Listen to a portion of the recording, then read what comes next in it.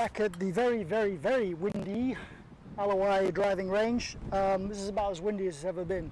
It's kind of redunkadunk. I'm not sure you're going to be able to hear me, but hopefully this works out. So my last video, I promised you I was going to talk about what I call the stretch reflex, which I believe is massively overlooked in the golf swing. I've seen a couple of guys mention it on YouTube, so by no means did I invent this. I wish I could take credit for it, but I don't see many people talking about it, and definitely when I've been to a pro, any lesson I've ever had, never mentioned, never ever. So stretch reflex, basically what it's about is when you stretch a muscle to its full extent, its full range, it naturally wants to come back into a certain position, whether it be the arms, the hips, whatever, it naturally wants to do that. So you need to figure out where the best place is to put the club so that it naturally comes back to a good impact position. Then you can repeat it. Okay, that's what the best players in the world do.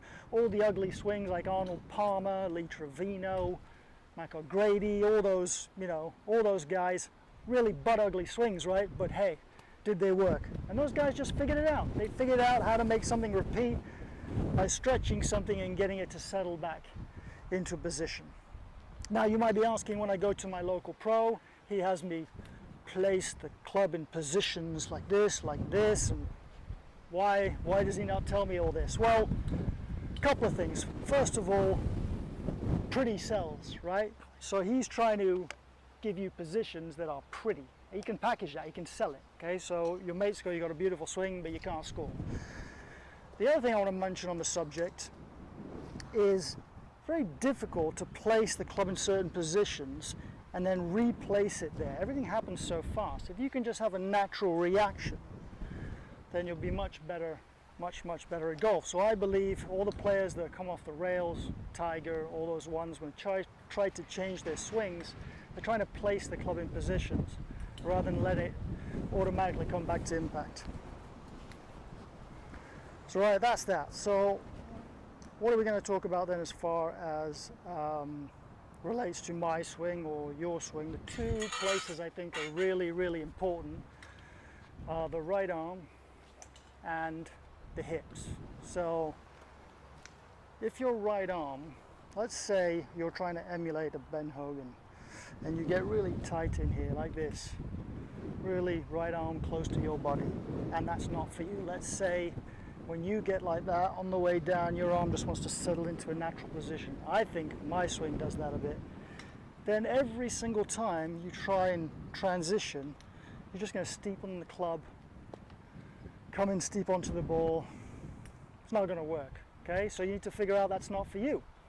Conversely, if you're a guy that wanted to look like Bubberish and way up here, big turn and all that, and that's a stretch and hard to get to, then where's the club going to go naturally when you transition?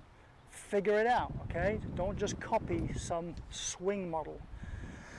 The other area is the hips, okay? Now you'll see at the end of this video, I've done a bit of a slow-mo demonstration for you, a bit of an exaggeration just to prove my point, but we've all been taught, you know, to look like Tiger with the butt sticking out, the flat back, you know, and standing like this with the chin up.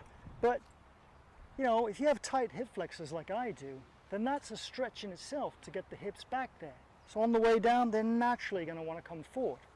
Why not place the hips underneath you a bit more to start with, and then on the way down they'll naturally want to go back into a more settled neutral position. Anyway, that's about it. So try those two things. I'm sure they'll work. Just to demonstrate in real time what I'm going to show you on the slow-mo, if you set up normally to the ball and then exaggerate putting your hips all the way forward touching the butt end and then swing, the only way you can make contact, and that was good contact by the way, the only way you can make contact is by moving those hips backwards out of the way, creating room for the hands. So you keep doing that, you'll ingrain that feeling of creating space with the hips, like all good players do, by the hips going back almost, and you'll become a much better golfer. So don't believe the hype, okay? Don't believe that what the pros are doing is what you should be doing. They're all exceptional, very mobile, and they've been doing it forever. Okay, you need to figure out what's going to work best for you. All right, hope that explained it. Hope you could hear it with the wind. Hope you liked the video. I think my camera's going to fall over. And please subscribe to the channel, tell your friends, and yeah, I'll see you again soon for another video. Peeps.